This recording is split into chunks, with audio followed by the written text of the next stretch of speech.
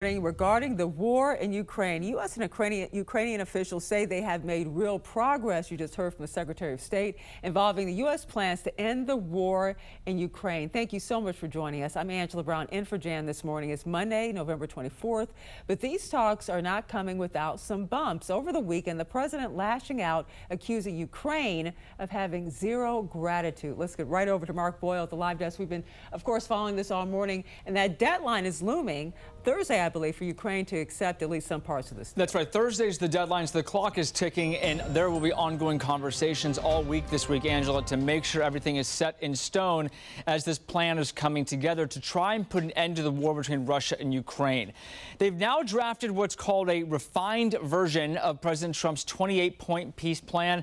Major talks over the weekend in Switzerland pushed a lot of this forward. Here's what we know right now about the plan between Russia and Ukraine. The new security guarantees for Ukraine, of course, would be top of mind. And one of the main points of this, territorial control likely would be given up from Ukraine to Russia. The map, though, still yet to be made ironclad or exact, so that's still being worked out. Also, Ukraine-NATO relationship would be fortified, and then a Ukraine-EU relationship in terms of security guarantees.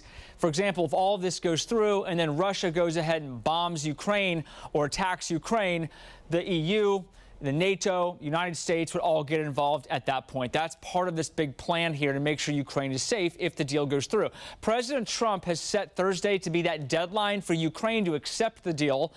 Yesterday, Secretary of State Marco Rubio signaled that the deadline is possible. Now, obviously, like any final agreement, they'll have to be agreed upon by the presidents. And there are a couple issues that we need to continue to work on. But I think the report today is that I think today was worthwhile. It was very, very, it is probably the most productive day we have had on this issue. Maybe in the entirety of our engagement, but certainly in a very long time. Rubio did add a possible call between Trump and Zelensky could happen this week, soon.